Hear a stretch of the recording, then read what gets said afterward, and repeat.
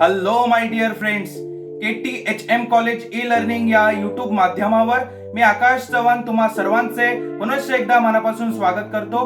मित्रहो, आजच्या या व्हिडिओमध्ये आपण एखादा न्यू फोल्डर कशा पद्धतीने क्रिएट करू शकतो, सब फोल्डर्स कशा पद्धतीने क्रिएट करू शकतो याचा आढावा घेणार आहोत. जास्तीत जास्त तुमच्या मित्रांपर्यंत हा व्हिडिओ शेअर करा, व्हिडिओला लाईक करा. मित्रहो, चला तर मग व्हिडिओ सुरू करूया. तर माय डिअर फ्रेंड्स, आजच्या या लेक्चरमध्ये आपण एखादं नवीन फोल्डर कशा पद्धतीने क्रिएट करू शकतो, त्याचप्रमाणे त्याच फोल्डरमध्ये सब फोल्डर्स कशा पद्धतीने क्रिएट करू शकतो ते आपण बघणार आहोत. आपल्याला सर्वांना माहितीच आहे की आपल्याला फोल्डर बनवण्याची अत्यंत आवश्यकता असते. फार मोठ्या प्रमाणात आपल्या कम्प्युटरमध्ये डेटा असतो, परंतु तो डेटा अगदी व्यवस्थितपणे जे आहे त्याचं वर्गीकरण करणं खूप गरजेचं असतं. जसं की म्युझिक फाईल असतील, MP4 फाईल असतील, वर्ड मायक्रोसॉफ्ट वर्डच्या फाईल असतील, एक्सेलच्या फाईल असतील किंवा JPG फाईल्स असतील, तर तोच जर डेटा तुम्ही सेपरेट करून ठेवला, त्याचं व्यवस्थित वर्गीकरण केलं, म्हणजेच मला काय म्हणायचं, तुम्ही फोल्डर्स करून ठेवले, त्याला योग्य अशी नावं दिली, तर तुम्हाला समजा एखाद्या JPG फाईल पाहिजे आहे, तर तुम्ही इमेजेस असं जर नाव केलं तर सिम्पली त्या फोल्डरमध्ये जाऊन जी काही तुम्हाला फाईल पाहिजे ती तुम्ही प्राप्त करू शकता. नाहीतर मग एकत्र जर सर्व डेटाची सरमिसळ जर केली तर ते खूप डिफिकल्ट होऊन जातं. त्यामुळे मी हा व्हिडिओ करतोय. तर चला तर मग मी आता तुम्हाला प्रॅक्टिकली दाखवतो. तर मी तुम्हाला माझ्या डेस्कटॉप स्क्रीनवर जे आहे ते एखादं न्यू फोल्डर कशा पद्धतीने आपण क्रिएट करू शकतो ते दाखवतोय. यासाठी मी शॉर्टकट कमांडचा वापर करतोय. अगदी साध्या सोप्या पद्धतीने मी तुम्हाला फोल्डर क्रिएट करून दाखवणार आहे. यासाठी मी शॉर्टकट कमांड वापरतोय Ctrl+Shift+N. N for Nashik. Ctrl+Shift+N me press करतो. आता इथे मी माझ्या डेस्कटॉप स्क्रीनवर आहे. तुम्ही कुठेही धिस PC मध्ये सेम कमांड जे आहे ते वापरू शकता. डेस्कटॉपवर जर फोल्डर करायचं असेल तर तिथे देखील करू शकता, डेस्कटॉप स्क्रीनवर किंवा धिस PC मध्ये देखील सेम कमांड तुम्ही वापरू शकता. Ctrl+Shift+N प्रेस करतो मी. तुम्ही ऐकलं असेल की न्यू फोल्डर एडिट बॉक्स जे आहे ते ओपन झाला आहे आणि त्याच्यात न्यू फोल्डर जे आहे ते लिहिलेलं आहे.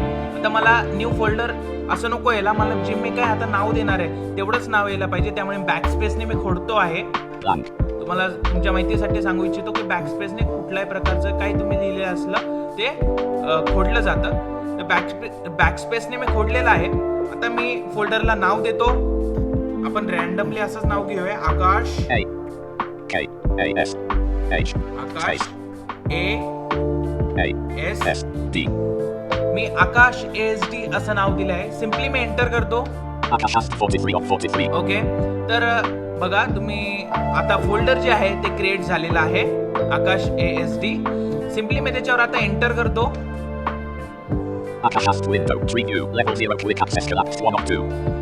आता हे फोल्डर जे आहे ते ओपन झालं आहे. आता याच्यात आपल्याला जर सब फोल्डर जर तयार करायचं असेल तर परत मी जी कमांड जी आहे ते शॉर्टकट कमांड वापरली होती तीच मी इथे देतो. Ctrl+Shift+N. आणि पुनश्च एकदा मला ऍक्च्युअल नाव द्यायचंय, त्यामुळे मी बॅकस्पेसने खोडतो आणि आता मी पुनश्च एकदा नाव देतो, आकाश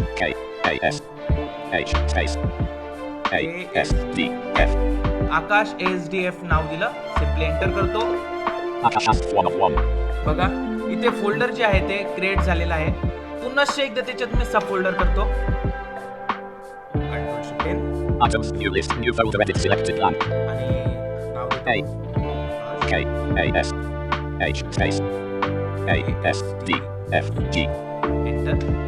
तर अशा पद्धतीने जे आहे ते मित्र आपण एक मेन फोल्डर आणि त्याच्यात मल्टिपल सब फोल्डर्स जे आहे ते तयार करू शकतो. अशाच पद्धतीने बऱ्याच वेळा जे आहे ते आपल्याला आपण एखाद्या विषयाचा फोल्डर करत असतो, जसं की हिस्ट्री याचा फोल्डर केलं. आता हिस्ट्रीमध्ये वेगवेगळे चॅप्टर्स असतात. मग हिस्ट्री फोल्डर केलं त्याच्यात सब फोल्डर करू आपण, चॅप्टर 1, चॅप्टर 2, चॅप्टर 3. तर अशा पद्धतीने जे आपण सब फोल्डर्स जे आहे ते तयार करू शकतो. हे बघा, ओके, आकाश ASD हे फोल्डर आहे. मग याच्यात Akash हे sub window. Folder Preview. Items selected. हे sub folder Items view list. Akash not selected. Okay.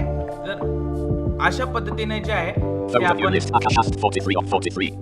एखादा फोल्डर जे आहे न्यू फोल्डर क्रिएट करू शकतो आणि सब फोल्डर्स देखील जे आहे ते तयार करू शकतो. आता हे फोल्डर जर डिलीट करायचं असेल तर काय की वापरायचे तुम्हाला सिम्पली माहिती, तुम्ही डिलीट की जे आहे ते वापरू शकता. सिम्पली डिलीट की केलं तर ही टेम्पररी डिलीट होऊन जाईल, म्हणजे तुमच्या रिसायकल बिन मध्ये पडेल. आणि कायमस्वरूपी जर तुम्हाला डिलीट करायचं असेल हे फोल्डर तर तुम्ही शिफ्ट आणि डिलीट की जर तुम्ही वापरली तर ही कायमस्वरूपी परमनंटली ही फाईल जी आहे ती डिलीट होऊन जाईल. तर मला आता परमनंटली हे फोल्डर जे आहे ते डिलीट करायचं आहे. Aims on YouTube 35 of 43.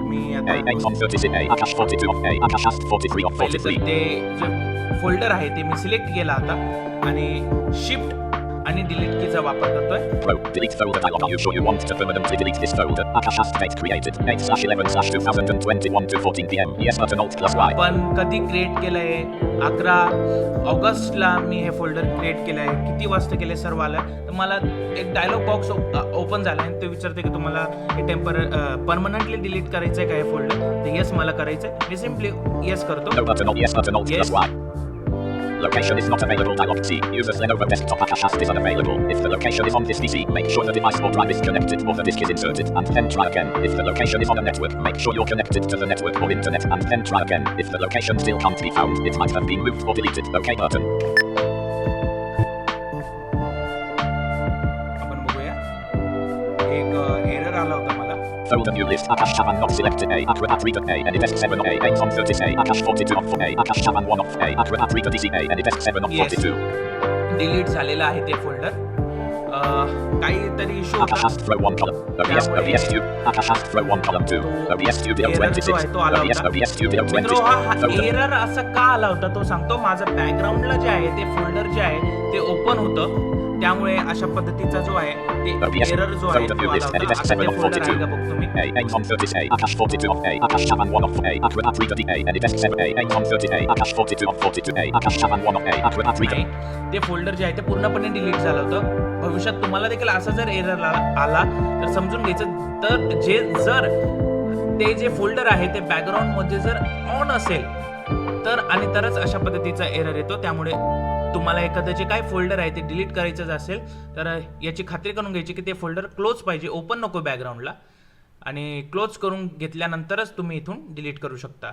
तर मित्रांनो, आजच्या ह्या व्हिडिओमध्ये आपण बघितलेलं आहे की कशा पद्धतीने एखादा नवीन आपण फोल्डर क्रिएट करू शकतो, त्यात सब फोल्डर्स कशा पद्धतीने आपण क्रिएट करू शकतो आणि ते फोल्डर डिलीट आपण कशा पद्धतीने करू शकतो. मला आशा आहे हा अतिशय बेसिक व्हिडिओ असला तरी जे बिगिनर्स आहे किंवा ज्यांना एक क्युरियोसिटी असते नवनवीन गोष्टी शिकण्याची, त्यांच्यासाठी नक्कीच उपयुक्त ठरेल. मित्रांनो, जास्तीत जास्त तुमच्या मित्रांपर्यंत हा व्हिडिओ शेअर करा. धन्यवाद. जय हिंद. OBS studio